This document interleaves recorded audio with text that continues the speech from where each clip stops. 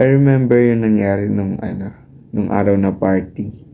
Sa last video kasi, 'di ba, naka long sleeve ako na kulay red kasi nga may attendan kami party. After ng party na yun, ng Christmas party, is yun nga niyaya ako ng kaibigan ko sa kumain ng ice cream, maglakad-lakad. And it's already 11 p.m.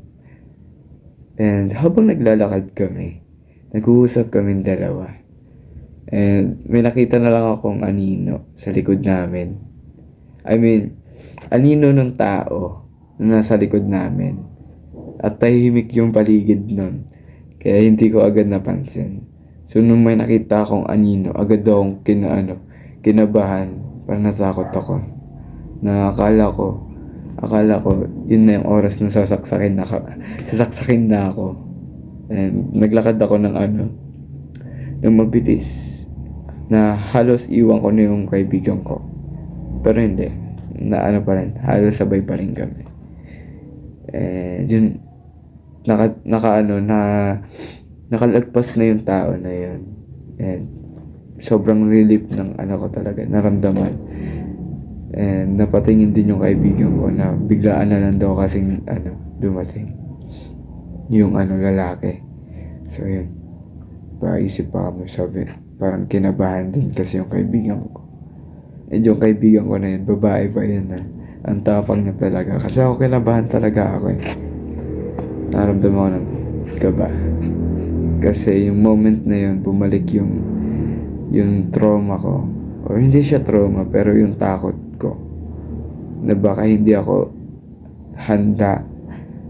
Kasi noon, nung grade 10 pa ako, may nangyari kasi sa aming dalawa ng tropa ko. Na naglalakad kami sa madilim. Itong tropa ko naman na ito, lalaki. So naglalakad kami sa madilim na eskinita o kanto ba yan? Eskinita. Kasi may hinatid kami. And habang naglalakad, may umal sa kanya. May umakbay sa kanya na lalaki. As in, maliit pa sa kanya. Mas maliit pa sa kanya. Pero inakbayan siya. Tapos parang sigaw pa umakto. Sabi, taga saan ka? Ako naman nasa gilid, nasa kaliwang banda niya lang ako. And ang ginagawa ko lang, nakikinig lang ako sa usapan nila. Nakikaramdam. Siya naman, sinasagot niya yung tanong with a respectful manner. Sinasagot niya kung taga saan siya, kung ano ginagawa niya, kung ano ginagawa namin dun sa pinuntahan namin. And yun, nung may nakita akong kakilala namin, agad akong tumawag. And then yung lalaki na umakbay sa kaibigan ko, humiwalay siya sa amin. At pumunta siya sa mga kasama niya. So, agad-agad, pumunta kami ng tropa ko dun. Kunwari, kinakausap namin yung kakilala namin. Tapos nakikiramdam lang. Tapos hinatid namin yung kasama namin na isa. Hinatid namin. And, ayun na. Paghatid namin sa bahay, sinabi ng tropa ko, kumuha ka ng bato. And naisuyag din siya sa nakisuyo din siya, nalagyan yung tumbler niya ng tubig. Sabi ko, anong nangyari? Sabi niya, maganda ka. Kasi baka abangan tayo ng mga yun. At yung sinasabi niya na yun, kasi bilang isang dating tambay na rin, nagawa niya na rin yung bagay na yun. At alam niya na pati siya, alam niya na may posibilidad na abangan kami sa madilim na eskinita. So yun, kumuha ako ng bato. And siya naman, hinanda niya na yung belt niya. Nagbalot na siya ng belt sa kamay niya. And yung tumbler, hawak-hawak niya na.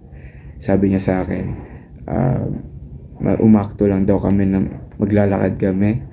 Tapos nag-uusap about sa school. Hindi namin papansinin yung madadaanan namin. And ako naman nun, sige, acting lang. Tapos yung bato na hawak ko, nasa bulsa ko lang yun. Hawak-hawak ko lang. Bali yung kamay ko, nasa bulsa ko. Hawak ko yung bato, nasa bulsa lang nakatago. So yun, usap kami. Nakikiramdam ako. Tapos, yun na, may nadaanan na kami, nakaupo lang.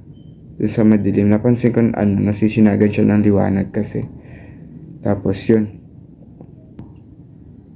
palayo na kami dun sa nadaanan namin na lalaki na nakaupo. Tapos, pagsaktong paglingon ko, kasi chinecheck ko rin kasi baka may tao pala sa likod ko. Pagsaktong lingon ko, nakita ko tumatakbo yung lalaking yun papunta sa amin, towards us. Tapos, ang ginawa niya, tumakbo siya, nag-flying kick siya dun sa kasama ko. Buti na lang yung kasama ko may bag, kaya tumalsik lang siya pero hindi siya nasaktan. And pagka-landing nung lalaking sumipa sa tropa ko, nilabas ko agad yung bato, pinukpok ko sa ulo niya. Yun yung nangyari. And after that, medyo nahilo yung lalaki, and tumakbo na yung tropa ko kasi yun yung plano dapat. Tumakbo siya. Tapos ako naman, lumingon pa ako sa likod. And sakto, may sumalubong sa akin na suntok. As in, yung pagkasuntok niya sa akin, boom, gumanon agad ako.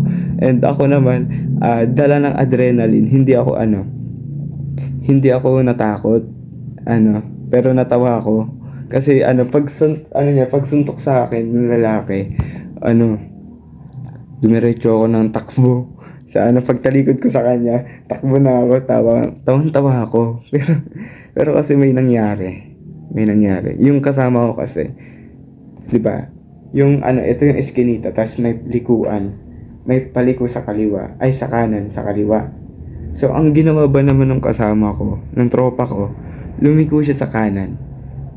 Na, yung kanan na yun, maling direksyon yun, kasi dapat kakaliwa kami. Kasi yung sa kaliwa, doon na yung gate palabas ng nung tawag dito subdivision. So yun, pagliko niya, uminto ako kasi nagkamali nga siya ng So nag-stop lang ako. And yung dalawang tao na nasa likod ko kanina, yung isa sinuntok ako, nandun sila. Tapos nakita nila, kasi nga may liwanag na, nakita nila yung kamay ko may hawak ng bato. Sabi nila, wag yan, may hawak yung bato. So ang ginawa nung isa, binantayan lang ako. Tapos yung isa naman, hinabol niya yung isa kong kasama. So hinihintay ko lang. Sinasabi ko, lapit. Pero ang totoo, takot na takot talaga ako noon. Takot na takot ako kasi baka baka mabugbog ako, baka may hawak silang kutsilyo. Kaya nakahanda lang yung bato sa kamay ko. Tapos hinintay ko yung kasama ko na makalapit sa akin. Kasi tinatawag ko siya, tol. Siya naman, may umano rin sa kanya, may kumakalaban din sa kanya. Tapos, nasugatan siya dito. Pagkalapit niya sa akin. Tapos yun, sumigaw ako ng sumigaw.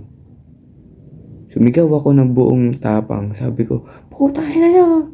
Ano bang ginawa namin sa inyo? Gumanon ako. Wala na ako ibang alam na sabihin. Wala na akong alam na ibang gawin, kundi yun. Sumigaw ako ng sumigaw. Gumawa ako ng ingay, hindi para takutin sila, kundi para humingi ng tulong. Na nagbabaka sakali ako na may makarinig sa aming security guard na na tutulungan kami kasi nga mga tambay, baka mga adik pa. So yun, sumigaw ako, and yun, nag-back out na sila. Lumayo na sila.